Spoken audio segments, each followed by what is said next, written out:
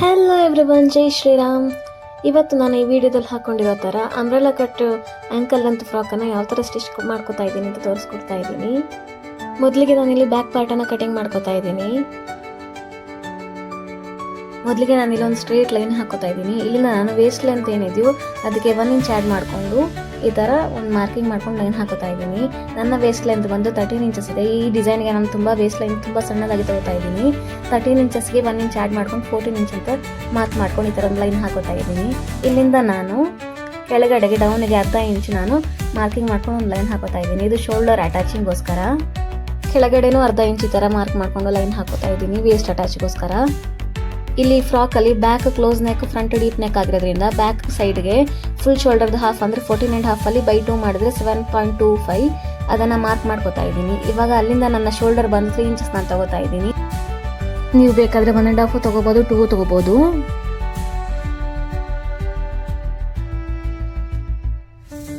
ಈ ಥರ ಬಾಕ್ಸ್ ಹಾಕೊಂಡು ಇದಕ್ಕೆ ನೆಕ್ ಶೇಪ್ ರೌಂಡ್ ಆಗಿ ಕೊಡ್ತಾ ಇದ್ದೀನಿ.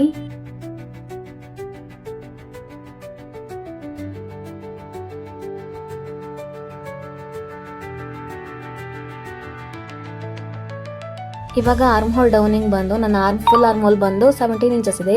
ಬೈ 2 ಮಾಡಿದ್ರೆ 8.5 ಆಗುತ್ತೆ. ಇದರಿಂದ 1.5 ಮೈನಸ್ ಮಾಡ್ಕೋತಾ ಇದ್ದೀನಿ. 1.5 ಇಂಚಸ್ ಮೈನಸ್ ಮಾಡ್ಕೊಂಡಾಗ ನನಗೆ 7 ಇಂಚಸ್ ಬರುತ್ತೆ. ಮೇಲ್ಗಡೆ 7 ಕಾಲ್ ಅಂತ ಏನು ಮಾರ್ಕಿಂಗ್ ಮಾಡ್ಕೊಂಡಿದ್ನೋ ಅದನ್ನು ಡೌನಲ್ಲಿ ಅದೇ ಥರ ಮಾರ್ಕಿಂಗ್ ಮಾಡಿಕೊಂಡು ಆರ್ಮ್ ಹೋಲ್ ಡೌನ್ಗೆ ಒಂದು ಲೈನ್ ಹಾಕೋತಾ ಇದ್ದೀನಿ. ಇವಾಗ ಚೆಸ್ಟ್ ಬಂದು ನಂದು 37 ಇದೆ. ಡಿವೈಡೆಡ್ ಬೈ 4 ಅಂದರೆ 9.25 ಬರುತ್ತೆ. ಪ್ಲಸ್ 1.5 ಸೀಮ್ ಅಲೌನ್ಸ್ ಆ್ಯಡ್ ಮಾಡ್ಕೋತಾ ಇದ್ದೀನಿ. ಇವಾಗ ಈ ಕಾರ್ನರಿಂದ ಅರ್ಧ ಇಂಚ್ ಈ ಕಡೆ ಬಂದು ಒಂದು ಲೈನ್ ಹಾಕೋತಾ ಇದ್ದೀನಿ ಮೇಲ್ಗಡೆಗೆ. ಇದು ಜಸ್ಟ್ ಶೇಪ್ಗೋಸ್ಕರ. ಇವಾಗ ಅರ್ಧ ಇಂಚ್ ಏನು ಶೋಲ್ಡರ್ಗೆ ಮಾರ್ಕಿಂಗ್ ಮಾಡ್ಕೊಂಡಿದ್ನೋ ಅದನ್ನ ಬಿಟ್ಬಿಟ್ಟು ಮಿಡಲ್ ಪಾಯಿಂಟ್ ನೋಡ್ಕೋತಾ ಇದ್ದೀನಿ. ಈ ಮಿಡಲ್ ಪಾಯಿಂಟ್ ನೋಡ್ಕೊಂಡು ಮಾರ್ಕ್ ಮಾಡಿಕೊಂಡು ಈ ಕರ್ವ್ ಸ್ಕೇಲ್ನ ಮೂಲಕ ನಾನೊಂದು ಶೇಪ್ ಕೊಡ್ತಾ ಇದ್ದೀನಿ. ಇಲ್ಲಿ ಫುಲ್ ಆರ್ಮೋಲ್ ಬಂದು 17 ಇಂಚಸ್ ಇದೆ. ಡಿವೈಡೆಡ್ ಬೈ 2 ಅಂದರೆ 8.5 ಬರಬೇಕು. ಕರೆಕ್ಟಾಗಿದೆ, 8.5 ಬರ್ತಾ ಇದೆ. ಇವಾಗ ವೇಸ್ಟ್ ಮೆಜರ್ಮೆಂಟ್ ಮಾಡ್ಕೊಳ್ಳೋಕ್ಕೆ ವೇಸ್ಟ್ ಡಿವೈಡೆಡ್ ಬೈ 4 ಅಂತ ಮೆಜರ್ಮೆಂಟ್ ಮಾಡ್ಕೋತಾ ಇದ್ದೀನಿ. ವೇಸ್ಟ್ ಬಂದು 34 ಇದೆ. ಡಿವೈಡೆಡ್ ಬೈ 4 ಅಂದರೆ 8.5 ಬರುತ್ತೆ. 8.5 ಒಂದು ಮಾರ್ಕಿಂಗ್ ಮಾಡಿಕೊಂಡು ಪ್ಲಸ್ 1.5 ಸೀಮ್ ಅಲೌನ್ಸ್ ಆ್ಯಡ್ ಮಾಡ್ಕೋತಾ ಇದ್ದೀನಿ. ಇದಿಷ್ಟಾದ್ಮೇಲೆ ಇದು ಅಂಬ್ರೆಲಾ ಕಟ್ ಫ್ರಾಕ್ ಆಗಿರೋದ್ರಿಂದ ನಾನು ಇಲ್ಲಿ ವೇಸ್ಟಿಂದ ಈ ಎಂಡಿಂದ ಒಂದು 1/4 ಇಂಚ್ ಮೇಲ್ಗಡೆ ಹೋಗಿ ಒಂದು ಮಾರ್ಕ್ ಮಾಡಿಕೊಂಡು ಈ ಕರ್ವ್ ಸ್ಕೇಲ್ ಮೂಲಕ ನಾನೊಂದು ಶೇಪ್ ಹಾಕೋತಾ ಇದ್ದೀನಿ. ಇದು ಅಂಬ್ರೆಲಾ ಕಟ್ ಫ್ರಾಕ್ ಆಗಿರೋದ್ರಿಂದ ಫಿಟ್ಟಿಂಗ್ ಚೆನ್ನಾಗಿ ಬರುತ್ತೆ. ಹಾಗಾಗಿ ನಾನಂತರ ಈ ಜಸ್ಟ್ ಕರ್ವ್ ಶೇಪನ್ನು ಕೊಟ್ಕೊಂಡು ಕಟಿಂಗ್ ಮಾಡ್ಕೋತಾ ಇದ್ದೀನಿ. ನಾನಿಲ್ಲಿ ನಾರ್ಮಲ್ ಲೈನಿಂಗನ್ನು ಯೂಸ್ ಮಾಡಿದ್ದೀನಿ, ಸ್ಯಾಟಿನ್ ಲೈನಿಂಗನ್ನು ಯೂಸ್ ಮಾಡಿಲ್ಲ, ಕ್ರೇಪನ್ನು ಯೂಸ್ ಮಾಡಿದ್ದೀನಿ. ಹಾಗಾಗಿ ಸ್ವಲ್ಪ ಇದು ನೆಟ್ ಆಗಿರೋದ್ರಿಂದ ನಾನು ಡಬಲ್ ಲೈನಿಂಗ್ ಯೂಸ್ ಮಾಡ್ತಾ ಇದ್ದೀನಿ. ಇಲ್ಲಿ ಲೈನಿಂಗನ್ನು ಯಾವ ಶೇಪಲ್ಲಿ ಕಟ್ ಮಾಡಿದ್ದೀನೋ ಅದೇ ಶೇಪಲ್ಲಿ ನಾನು ಇನ್ನೊಂದು ಲೈನಿಂಗನ್ನು ಕಟ್ ಮಾಡಿ ಇಟ್ಕೋತಾ ಇದ್ದೀನಿ.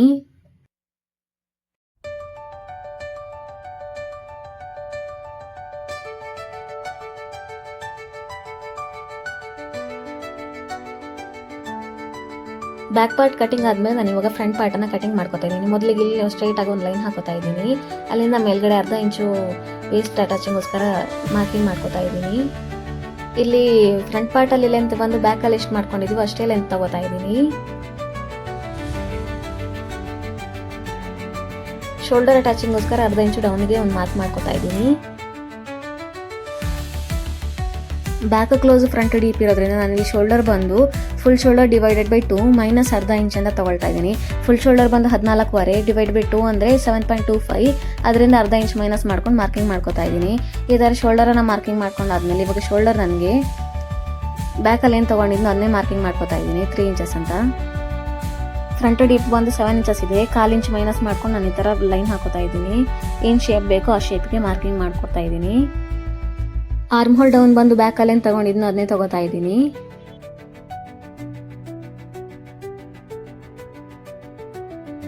ಬ್ಯಾಕ್ ಸೈಡಲ್ಲಿ 7 ಅಂತ ತೊಗೊಂಡು ಇಲ್ಲೂ ಫ್ರಂಟಲ್ಲೂ 7 ತೊಗೊಂಡಿದ್ದೀನಿ. ಈ ಥರ ಒಂದು ಸ್ಟ್ರೈಟ್ ಲೈನ್ ಹಾಕೋತಾ ಇದ್ದೀನಿ. ಇಲ್ಲಿ ಚೆಸ್ಟ್ ಡಿವೈಡೆಡ್ ಬೈ 4 ಅಂತ ಮಾಡ್ಕೋತಾ ಇದ್ದೀನಿ. ಪ್ಲಸ್ 1.5 ಸೀಮ್ ಅಲೌನ್ಸ್ ಆ್ಯಡ್ ಮಾಡ್ಕೋತಾ ಇದ್ದೀನಿ. ಇಲ್ಲಿ ಫುಲ್ ಶೋಲ್ಡರ್ಗೆ ಹತ್ರ ಇರೋದ್ರಿಂದ ನಾನು ಈ ಕಾರ್ನರಿಂದ ಅರ್ಧ ಇಂಚ್ ಈ ಕಡೆ ಬಂದು ಒಂದು ಲೈನ್ ಹಾಕೋತಾ ಇದ್ದೀನಿ ಶೇಪ್ಗೋಸ್ಕರ. ಆರ್ಮ್ ಹೋಲ್ ಕರ್ವ್ ಸ್ಕೇಲ್ನ ಮೂಲಕ ನಾನು ಆರ್ಮ್ ಹೋಲ್ ಶೇಪನ್ನು ಕೊಡ್ತಾ ಇದ್ದೀನಿ.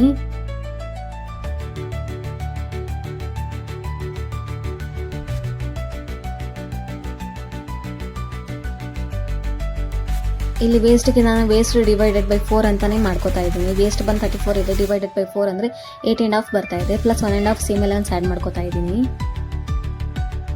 ಅವಾಗಲೇ ಬ್ಯಾಕ್ ಪಾರ್ಟಲ್ಲಿ ತೋರಿಸಿರೋ ಹಾಗೆ ಇಲ್ಲೂ ನಾನು ವೇಸ್ಟಿನ ಎಂಡಲ್ಲಿ ಬಂದು 1/4 ಇಂಚಸ್ ಮೇಲ್ಗಡೆ ಹೋಗಿ ಮಾರ್ಕಿಂಗ್ ಮಾಡ್ಕೊಂಡು ಶೇಪ್ ಕೊಡ್ತಾ ಇದ್ದೀನಿ. ಜಸ್ಟ್ ಫಿಟ್ಟಿಂಗ್ಗೋಸ್ಕರ, ಚೆನ್ನಾಗಿ ಅಂಬ್ರೆಲಾ ಕಟ್ ಆಗಿರೋದ್ರಿಂದ ಫಿಟ್ಟಿಂಗ್ ಚೆನ್ನಾಗಿ ಬರುತ್ತೆ ಅಂತ ಅಷ್ಟೇ.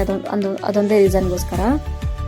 ಫ್ರಂಟ್ ಪಾರ್ಟಲ್ಲೂ ನಾನು ಡಬಲ್ ಲೈನಿಂಗ್ ಯೂಸ್ ಮಾಡ್ತಾ ಇರೋ ಕಾರಣ ಇದನ್ನು ಯಾವ ಶೇಪಲ್ಲಿ ಕಟ್ ಮಾಡಿದ್ದೀನೋ ಹಾಗೆ ಇನ್ನೊಂದು ಲೈನಿಂಗನ್ನು ಅದೇ ಸೇಮ್ ಶೇಪಲ್ಲಿ ಕಟ್ ಮಾಡಿ ಇಟ್ಕೋತಾ ಇದ್ದೀನಿ.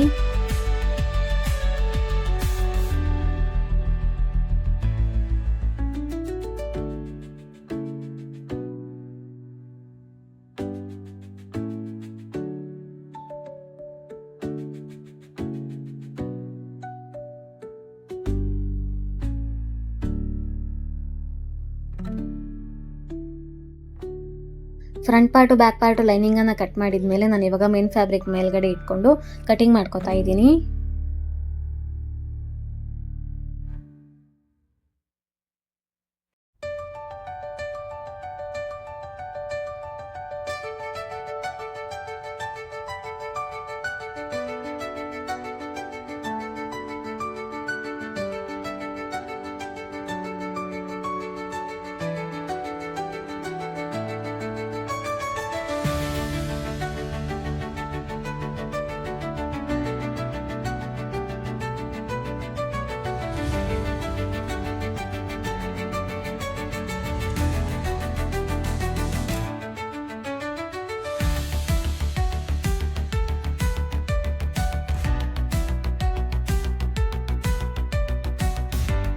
ಇವಾಗ ನಾನು ಸ್ಲೀವನ್ನು ಕಟಿಂಗ್ ಮಾಡ್ಕೊತಾ ಇದ್ದೀನಿ. ಸ್ಲೀವ್ ಲೆಂತ್ ಏನಿದೆ ಅದನ್ನ ಮಾರ್ಕಿಂಗ್ ಮಾಡ್ಕೊತಾ ಇದ್ದೀನಿ. ಇದು ಪ್ಲೀಟೆಡ್ ಸ್ಲೀವ್ ಆಗಿರೋದ್ರಿಂದ ನಂಗೆ ಎಷ್ಟು ಫ್ಯಾಬ್ರಿಕ್ ಸಿಗುತ್ತೋ ಅಷ್ಟನ್ನು ಕಟ್ ಮಾಡ್ಕೊತಾ ಇದ್ದೀನಿ. ಇಲ್ಲಿ ಕ್ಯಾಪ್ ಹೈಟ್ಗೆ ಅಪ್ಪರ್ ಚೆಸ್ಟ್ ಡಿವೈಡೆಡ್ ಬೈ 10 ಅಂತ ಮಾಡ್ಕೊತಾ ಇದ್ದೀನಿ. ಇಲ್ಲಿ ಅಪ್ಪರ್ ಚೆಸ್ಟ್ ಬಂದು 36 ಇದೆ, ಡಿವೈಡೆಡ್ ಬೈ 10 ಅಂದರೆ 3.6 ಅಂತ ಆಗುತ್ತೆ. 3.6ಗೆ ಒಂದು ಮಾರ್ಕಿಂಗ್ ಮಾಡಿ ಒಂದು ಲೈನ್ ಹಾಕೋತಾ ಇದ್ದೀನಿ. ಲೈನ್ ಹಾಕೊಂಡು ಈ ಥರ ಶೇಪ್ ಕೊಡ್ತಾ ಇದ್ದೀನಿ. ಫ್ರೀ ಹ್ಯಾಂಡಲ್ಲೇ ಶೇಪ್ ಕೊಡ್ತಾ ಇದ್ದೀನಿ, ಯಾಕಂದರೆ ಫ್ಯಾಬ್ರಿಕ್ ಇರೋದು ಅಷ್ಟು ಎಷ್ಟಿದೆಯೋ ಅಷ್ಟನ್ನೇ ನಾನು ಈ ಥರ ಸ್ಟ್ರೈಟಾಗಿ ಕೆಳಗಡೆನೂ ಸ್ಟ್ರೈಟಾಗಿ ತಗೋತಾ ಇದ್ದೀನಿ, ಯಾಕಂದರೆ ಕೆಳಗಡೆನೂ ಪ್ಲೀಟ್ಸ್ ಬರುತ್ತೆ. ಹಾಗಾಗಿ ಎಷ್ಟಿದೆಯೋ ಫ್ಯಾಬ್ರಿಕ್ ಅಷ್ಟನ್ನು ಯೂಸ್ ಮಾಡ್ಕೋತಾ ಇದ್ದೀನಿ.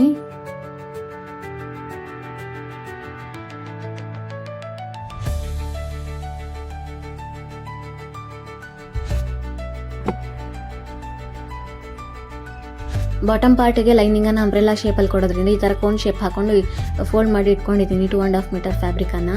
ಇವಾಗ ವೇಸ್ಟ್ ಏನಿದೆ ವೇಸ್ಟಿಗೆ 1.5 ಇಂಚಸ್ ಎಕ್ಸ್ಟ್ರಾ ಆ್ಯಡ್ ಮಾಡ್ಕೊಂಡು ಮಾರ್ಕಿಂಗ್ ಮಾಡ್ಕೊಂಡಿದ್ದೀನಿ. ಫುಲ್ ಲೆಂತ್ಗೆ ನಾನಿಲ್ಲಿ ಫ್ರಾಕುದು ಫುಲ್ ಲೆಂತ್ ಬಂದು 47 ಇಂಚಸ್ ಇದೆ, ಅದರಲ್ಲಿ ವೇಸ್ಟ್ ಬಂದು 13 ಇಂಚಸ್ ಇದೆ. ಸೊ 47ಇಂದ 13 ಇಂಚಸ್ ಮೈನಸ್ ಮಾಡ್ಕೊಂಡ್ರೆ 34 ಇಂಚಸ್ ವೇಸ್ಟಿಂದ ಕೆಳಗಡೆಗೆ 34 ಇಂಚಸ್ ಬರುತ್ತೆ. ಇವಾಗ ನಾನು 34 ಇಂಚಸಲ್ಲಿ 1.5 ಮೈನಸ್ ಮಾಡಿಕೊಂಡು ಮಾರ್ಕಿಂಗ್ ಮಾಡ್ಕೋತಾ ಇದ್ದೀನಿ. ಅಂದರೆ ಇವಾಗ ಇಲ್ಲಿ ಮೇಲ್ಗಡೆ ವೇಸ್ಟ್ ಮಾರ್ಕಿಂಗ್ ಮಾಡ್ಕೊಂಡಿದ್ದೀನಲ್ಲ, ಅಲ್ಲಿಂದ 32.5 ಇಂಚಸನ್ನು ಮಾರ್ಕಿಂಗ್ ಮಾಡಿಕೊಂಡು ಈ ಥರ ಶೇಪ್ ಕೊಟ್ಟಿದ್ದೀನಿ. ಈ ಥರ ಕಟಿಂಗ್ ಮಾಡ್ಕೋತಾ ಇದ್ದೀನಿ. ಆದರೆ ಈ ಸೈಡಲ್ಲಿ ಮಾತ್ರ ಸ್ವಲ್ಪ ಫ್ಯಾಬ್ರಿಕ್ ಕಮ್ಮಿ ಆಗಿದೆ, ಸೊ ಅಲ್ಲಿಗೆ ನಾನು ಬೇರೆ ಫ್ಯಾಬ್ರಿಕನ್ನು ಕಟ್ ಮಾಡಿ ಪ್ಯಾಚ್ ಹಾಕೋತಾ ಇದ್ದೀನಿ. ಕೆಳಗಡೆ ಅಂಬ್ರೆಲ್ಲ ಕಟ್ ಆದಮೇಲೆ ಮೇಲ್ಗಡೆ ವೇಸ್ಟನ್ನು ಕಟ್ ಮಾಡ್ಕೋತಾ ಇದ್ದೀನಿ.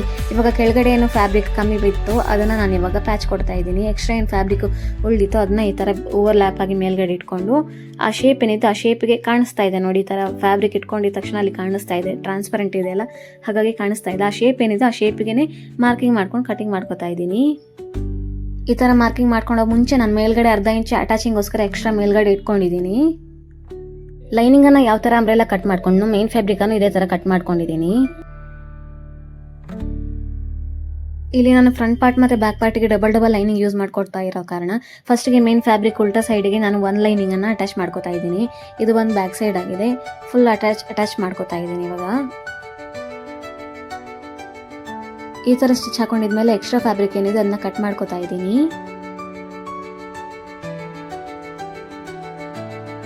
ಇದೇ ಥರ ಫ್ರಂಟ್ ಪಾರ್ಟನ್ನು ರೆಡಿ ಮಾಡಿ ಇಟ್ಕೊಂಡಿದ್ದೀನಿ.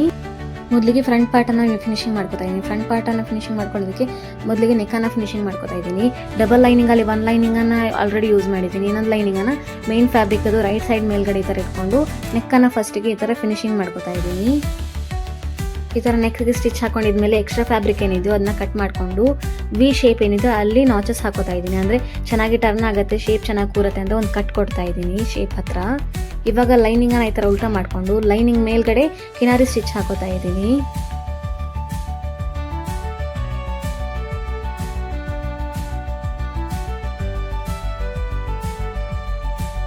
ಈ ಥರ ಕಿನಾರಿ ಸ್ಟಿಚ್ ಹಾಕೋದ್ರಿಂದ ನೆಕ್ ಸ್ಟಿಫ್ ಆಗಿ ಚೆನ್ನಾಗಿ ಕೂರುತ್ತೆ. ಇವಾಗ ಇದನ್ನು ಉಲ್ಟಾ ಮಾಡಿದ ಮೇಲೆ ಈ ಥರ ಕಾಣಿಸ್ತಾ ಇದೆ. ಇವಾಗ ನಾನು ಲೈನಿಂಗನ್ನು ಮೇನ್ ಫ್ಯಾಬ್ರಿಕ್ಗೆ ಅಟ್ಯಾಚ್ ಮಾಡ್ಕೋತಾ ಇದ್ದೀನಿ. ಅಟ್ಯಾಚ್ ಮಾಡಿದ ಮೇಲೆ ಎಕ್ಸ್ಟ್ರಾ ಫ್ಯಾಬ್ರಿಕ್ ಏನಿದೆ ಅದನ್ನ ಕಟ್ ಮಾಡ್ಕೋತಾ ಇದ್ದೀನಿ. ನೋಡಿ ಎಷ್ಟು ಚೆನ್ನಾಗಿ ನೀಟಾಗಿ ಕಾಣಿಸ್ತಾ ಇದೆ. ಫ್ರಂಟ್ ಪಾರ್ಟ್ ರೆಡಿ ಆಯಿತು. ಇವಾಗ ಬ್ಯಾಕ್ ಪಾರ್ಟ್ ರೆಡಿ ಮಾಡ್ಕೊಳ್ತಾ ಇದ್ದೀನಿ. ಡಬಲ್ ಲೈನಿಂಗನ್ನು ಯೂಸ್ ಮಾಡೋದ್ರಿಂದ ಉಳಿದಿರೋ ಇನ್ನೊಂದು ಲೈನಿಂಗನ್ನು ಮೇನ್ ಫ್ಯಾಬ್ರಿಕ್ ಮೇಲ್ಗಡೆ ಈ ಥರ ಹಾಕೊಂಡು ನೆಕ್ಕನ್ನು ಫಿನಿಶಿಂಗ್ ಮಾಡ್ಕೋತಾ ಇದ್ದೀನಿ. ನೆಕ್ ಮೇಲೆ ಈ ಥರ ಸ್ಟಿಚ್ ಹಾಕೊಂಡಿದ್ಮೇಲೆ ಎಕ್ಸ್ಟ್ರಾ ಫ್ಯಾಬ್ರಿಕ್ ಏನಿದನ್ನ ಕಟ್ ಮಾಡಿಕೊಂಡು ನಾಚಸ್ ಹಾಕೋತಾ ಇದ್ದೀನಿ. ಈ ಥರ ಅಲ್ಲಲ್ಲಿ ಕಟ್ ಕೊಟ್ಟರೆ ಚೆನ್ನಾಗಿ ಟರ್ನ್ ಆಗುತ್ತೆ, ನೆಕ್ ಶೇಪ್ ಚೆನ್ನಾಗಿ ಕೂರುತ್ತೆ. ಇವಾಗ ಲೈನಿಂಗನ್ನು ಈ ಥರ ಟರ್ನ್ ಮಾಡಿಕೊಂಡು ಲೈನಿಂಗ್ ಮೇಲ್ಗಡೆ ಎಡ್ಜಲ್ಲಿ ಕಿನ್ನರಿ ಸ್ಟಿಚ್ ಹಾಕೋತಾ ಇದ್ದೀನಿ.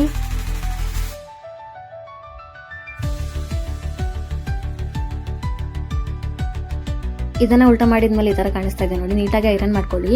ಇವಾಗ ಎರಡೂ ಸೈಡಲ್ಲಿ ಶೋಲ್ಡರಿಂದ ಡೌನಲ್ಲಿ 4 ಇಂಚಸ್ ಬಿಟ್ಬಿಟ್ಟು ಲೈನಿಂಗನ್ನು ಅಟ್ಯಾಚ್ ಮಾಡ್ಕೋತಾ ಇದ್ದೀನಿ. ಇದು ಶೋಲ್ಡರ್ ಅಟ್ಯಾಚಿಂಗೋಸ್ಕರ ಅಷ್ಟೇ ಈ ಗ್ಯಾಪ್ ಬಿಡ್ತಾ ಇರೋದು. ಅಟ್ಯಾಚ್ ಮಾಡಿದ ಮೇಲೆ ಲೈನಿಂಗ್ ಏನು ಎಕ್ಸ್ಟ್ರಾ ಫ್ಯಾಬ್ರಿಕ್ ಇದೆ ಅದನ್ನ ಕಟ್ ಮಾಡ್ಕೋತಾ ಇದ್ದೀನಿ. ಇವಾಗ ಬ್ಯಾಕ್ ಪಾರ್ಟ್ ರೆಡಿ ಆಗಿದೆ.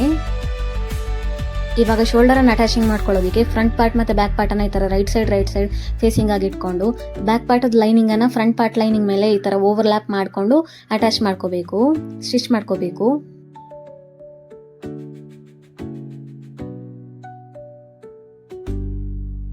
ಈ ಥರ ಡಬಲ್ ಸ್ಟಿಚ್ ಹಾಕೊಂಡಿದ್ಮೇಲೆ ಉಲ್ಟಾ ಮಾಡಿದ್ರೆ ನೋಡಿ ಈ ಥರ ಫಿನಿಶಿಂಗ್ ಕಾಣಿಸ್ತಾ ಇದೆ. ಶೋಲ್ಡರ್ ಸೀಮ್ ಅಲವನ್ಸ್ ಏನೂ ಕಾಣಿಸ್ತಾ ಇಲ್ಲ, ಚೆನ್ನಾಗಿ ನೀಟಾಗಿ ಫಿನಿಶಿಂಗ್ ಬರ್ತಾ ಇದೆ. ಈ ಕಡೆದನ್ನು ಅದೇ ಥರ ಮಾಡ್ಕೋತಾ ಇದ್ದೀನಿ. ಫ್ರಂಟ್ ಪಾರ್ಟ್ ಮತ್ತು ಬ್ಯಾಕ್ ಪಾರ್ಟನ್ನು ಫೇಸಿಂಗನ್ನು ರೈಟ್ ಸೈಡ್ ಇಟ್ಕೊಂಡು ಬ್ಯಾಕ್ ಪಾರ್ಟ್ದು ಲೈನಿಂಗನ್ನು ಫ್ರಂಟ್ ಪಾರ್ಟ್ ಮೇಲೆ ಓವರ್ಲ್ಯಾಪ್ ಮಾಡಿಕೊಂಡು ಸ್ಟಿಚ್ ಹಾಕೋತಾ ಇದ್ದೀನಿ. ಸೇಮ್ ಈ ಕಡೆ ಏನು ಮಾಡೋದನ್ನೋ ಅದೇ ಥರ ರಿಪೀಟ್ ಮಾಡ್ಕೋತಾ ಇದ್ದೀನಿ. ಇದನ್ನ ಉಲ್ಟಾ ಮಾಡ್ಕೊಂಡ್ರೆ ನೋಡಿ ಫಿನಿಶಿಂಗ್ ಇಷ್ಟು ಚೆನ್ನಾಗಿ ಕಾಣಿಸ್ತಾ ಇದೆ. ಇವಾಗ ಸ್ಲೀವನ್ನು ಫಿನಿಶಿಂಗ್ ಮಾಡ್ಕೋತಾ ಇದ್ದೀನಿ. ಮೊದಲಿಗೆ ಬಾಟಮ್ ಪ್ಲೀಟ್ಸನ್ನು ಸ್ಟಿಚ್ ಮಾಡ್ಕೋತಾ ಇದ್ದೀನಿ. ಸ್ಲೀವಲ್ಲಿ ಟಾಪ್ ಸೈಡ್ ಮತ್ತು ಬಾಟಮ್ ಸೈಡ್ ಎರಡಲ್ಲೂ ಪ್ಲೀಟ್ಸ್ ಬರುತ್ತೆ. ಹಾಗಾಗಿ ನಾನು ಮಿಡಲ್ ಪಾಯಿಂಟನ್ನು ನಾಚ್ ಮಾಡಿಕೊಂಡು ಆ ಕಡೆಯಿಂದ 1 ಇಂಚು ಈ ಕಡೆಯಿಂದ 1 ಇಂಚು 2 ಇಂಚ್ ಎಕ್ಸ್ಟ್ರಾ ಇರೋದ್ರಿಂದ ಆ ಕಡೆಯಿಂದ 1 ಇಂಚ್ ಈ ಕಡೆಯಿಂದ 1 ಇಂಚನ್ನು ಈ ಥರ ಪ್ಲೀಟ್ಸನ್ನು ಉಲ್ಟಾವಾಗಿ ಫೋಲ್ಡ್ ಮಾಡ್ಕೊಂಡು ಸ್ಟಿಚ್ ಮಾಡ್ಕೋತಾ ಇದ್ದೀನಿ. ಇವಾಗ ಸ್ಲೀವ್ ರೌಂಡ್ ಬಂದು ನಮ್ಗೆ ಏನು ಮೆಜರ್ಮೆಂಟ್ ಬೇಕೋ ಆ ಮೆಜರ್ಮೆಂಟಲ್ಲೇ ಇರಬೇಕು, ನೋಡ್ಕೊಂಡು ಸ್ಟಿಚ್ ಮಾಡ್ಕೋತಾ ಇರಬೇಕು. ಬಾಟಮ್ ಫಿನಿಶಿಂಗ್ಗೆ ಈ ಥರ ಸ್ಟ್ರೈಟ್ ಪಟ್ಟಿ ತೊಗೊಂಡು ಫಿನಿಶಿಂಗ್ ಮಾಡ್ಕೋತಾ ಇದ್ದೀನಿ.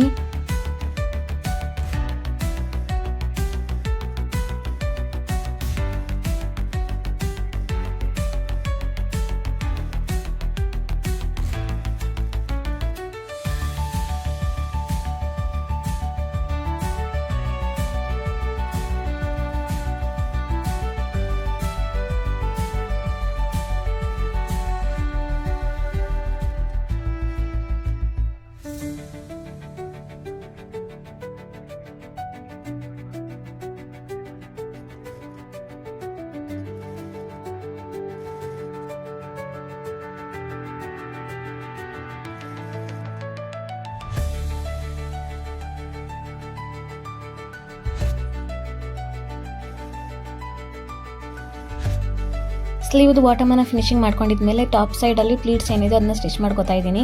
ಇಲ್ಲಿ 2-3 ಸ್ಟಿಚ್ ಮಾತ್ರ ಪ್ಲೀಟ್ಸ್ ಮಾತ್ರ ಬರುತ್ತೆ, ಯಾಕಂದರೆ ಜಾಸ್ತಿ ಏನು ಫ್ಯಾಬ್ರಿಕ್ ಇರಲಿಲ್ಲ. ಅಕಸ್ಮಾತ್ ಸ್ಲೀವ್ ಅಟ್ಯಾಚ್ ಮಾಡಬೇಕಾದ್ರೆ ಲೂಸಿಂಗ್ ಬಂತು ಅಂದರೆ ಒಂದು ಪ್ಲೀಟ್ಸನ್ನು ಇಟ್ಕೊಂಡ್ರೆ ಸರಿ ಹೋಗುತ್ತೆ.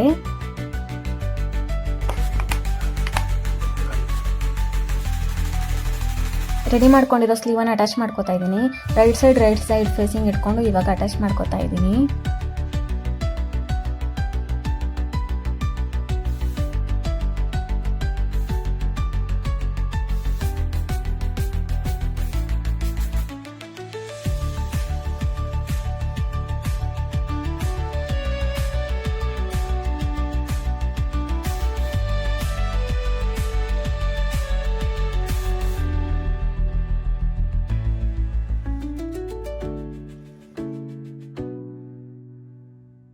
ಈ ಥರ ಸ್ಲೀವನ್ನು ಅಟ್ಯಾಚ್ ಮಾಡ್ತಾ ಶೋಲ್ಡರ್ ಹತ್ರ ಬರಬೇಕಾದ್ರೆ ನಿಮಗೆ ಗೊತ್ತಾಗುತ್ತೆ ಲೂಸ್ ಇದೆಯಾ ಏನಂತ. ಇಲ್ಲ ಸ್ವಲ್ಪ ಲೂಸ್ ಇದೆ, ಸೊ ಒಂದು ಪ್ಲೀಟನ್ನು ಸ್ಟಿಚ್ ಹಿಡ್ಕೋತಾ ಇದ್ದೀನಿ.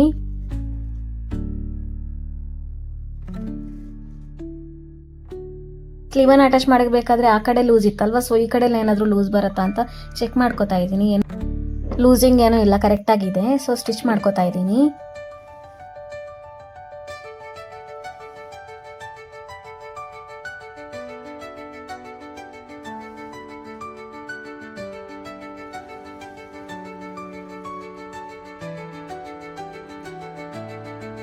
ಒಂದು ಸ್ಲೀವ್ ಸ್ಟಿಚ್ ಮಾಡಿದ್ಮೇಲೆ ಇನ್ನೊಂದು ಸೈಡದ್ದು ಸ್ಲೀವನ್ನು ಅಟ್ಯಾಚ್ ಮಾಡ್ಕೋತಾ ಇದ್ದೀನಿ.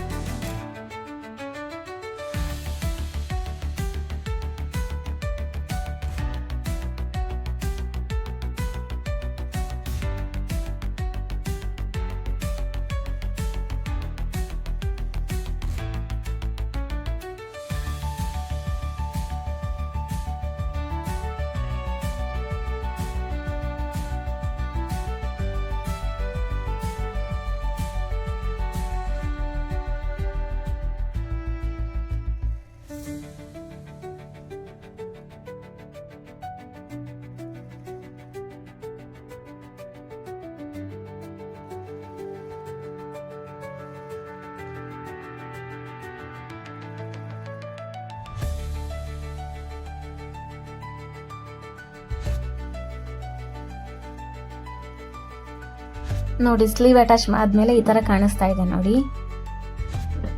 ಶೋಲ್ಡರ್ ಹತ್ರ ಚಿಕ್ಕದಾಗಿ ಪಫ್ ಕೊಟ್ಟಿದ್ದೀನಲ್ಲ, ತುಂಬಾ ಚೆನ್ನಾಗಿ ಕಾಣಿಸ್ತಾ ಇದೆ ನೋಡಿ. ಇಷ್ಟು ಟಾಪ್ ಪಾರ್ಟ್ ರೆಡಿ ಆದ್ಮೇಲೆ, ಬಾಡಿ ಪಾರ್ಟ್ ರೆಡಿ ಆದ್ಮೇಲೆ ಇವಾಗ ವೇಸ್ಟ್ ಪಾರ್ಟ್ ಅನ್ನ ರೆಡಿ ಮಾಡ್ಕೊತಾ ಇದ್ದೀನಿ. ಬಾಟಮ್ ಪಾರ್ಟ್ ಅನ್ನ ವೇಸ್ಟಿಗೆ ಅಟ್ಯಾಚ್ ಮಾಡ್ಕೊತಾ ಇದ್ದೀನಿ. ಬಾಟಮ್ ಪಾರ್ಟ್ ಅನ್ನ ಕಟ್ ಮಾಡಬೇಕಾದ್ರೆ ವೇಸ್ಟಿಗಿಂತ ಸ್ವಲ್ಪ ದೊಡ್ಡದಾಗಿ ಕಟ್ ಮಾಡಿದೆ. ಹಾಗಾಗಿ ರೈಟ್ ಸೈಡಲ್ಲಿ 4 ಪ್ಲೀಟ್ಸ್, ಲೆಫ್ಟ್ ಸೈಡಲ್ಲಿ 4 ಪ್ಲೀಟ್ಸ್ ಸಿಗುತ್ತೆ. ನಾನು ಅದನ್ನ ಸ್ಟಿಚ್ ಮಾಡ್ಕೊತಾ ಇದ್ದೀನಿ.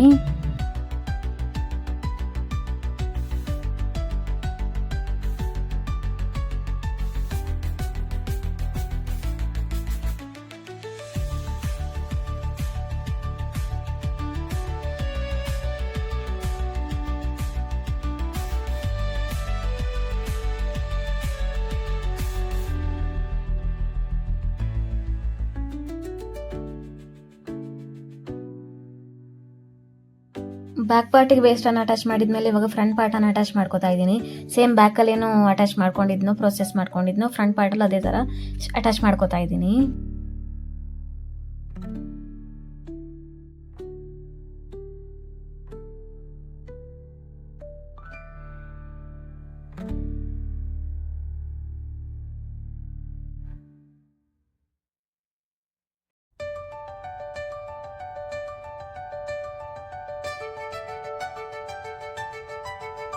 ಫ್ರಂಟ್ ಪಾರ್ಟ್ ಅಲ್ಲಿ ಮತ್ತೆ ಬ್ಯಾಕ್ ಪಾರ್ಟ್ ಅಲ್ಲಿ ವೇಸ್ಟ್ ಅನ್ನು ಅಟ್ಯಾಚ್ ಮಾಡಿದ್ಮೇಲೆ ಸೇಮ್ ಅದೇ ಪ್ರೊಸೆಸ್ ಅಲ್ಲಿ ಲೈನಿಂಗ್ ಅನ್ನು ಅಟ್ಯಾಚ್ ಮಾಡ್ಕೊತಾ ಇದ್ದೀನಿ.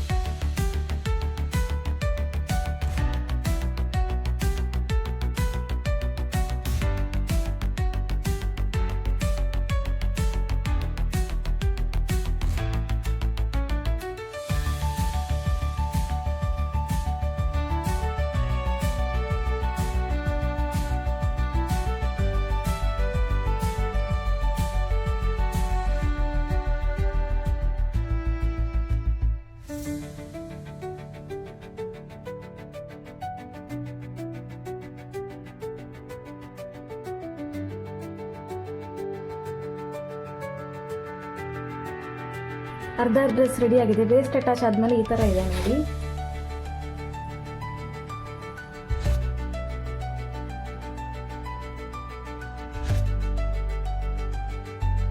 ಸೈಡ್ಸ್ ಅಟ್ಯಾಚ್ ಆದ್ರೆ ಫಿನಿಶ್ ಆಗುತ್ತೆ ಡ್ರೆಸ್ಸು. ಫೈನಲ್ ಆಗಿ ಇವಾಗ 2 ಸೈಡ್ಸ್ ಅನ್ನ ಅಟ್ಯಾಚ್ ಮಾಡ್ಕೊತಾ ಇದ್ದೀನಿ.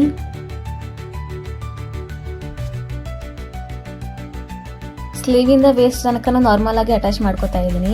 ವೇಸ್ಟ್ ಇಂದ ಡೌನಿಗೆ ಒಂದು 5-6 ಇಂಚ್ ಆದ್ಮೇಲೆ ಡೌನಿಗೆ ಬಂದ್ಮೇಲೆ ಲೈನಿಂಗ್ ಮತ್ತೆ ಮೈನ್ ಫ್ಯಾಬ್ರಿಕ್ ಅನ್ನ ಎರಡನ್ನು ಸಪರೇಟ್ ಆಗಿ ಸ್ಟಿಚ್ ಮಾಡ್ಕೊತಾ ಇದ್ದೀನಿ.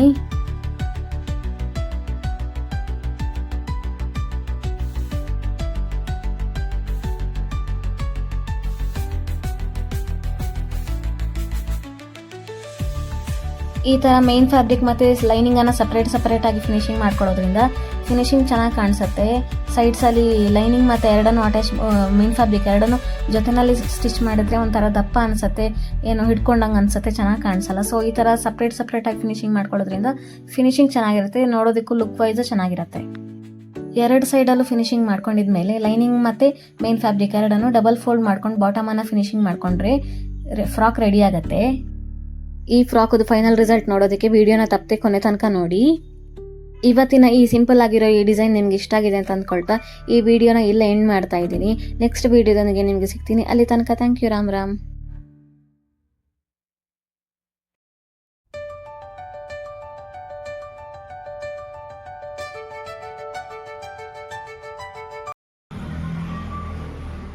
ಫ್ರಾಕ್ ರೆಡಿ ಆಗಿದೆ, ಹಾಕೊಂಡು ಬರ್ತೀನಿ, ನೋಡೋಣ ಯಾವ ಥರ ಕಾಣಿಸ್ತಿದೆ ಅಂತ.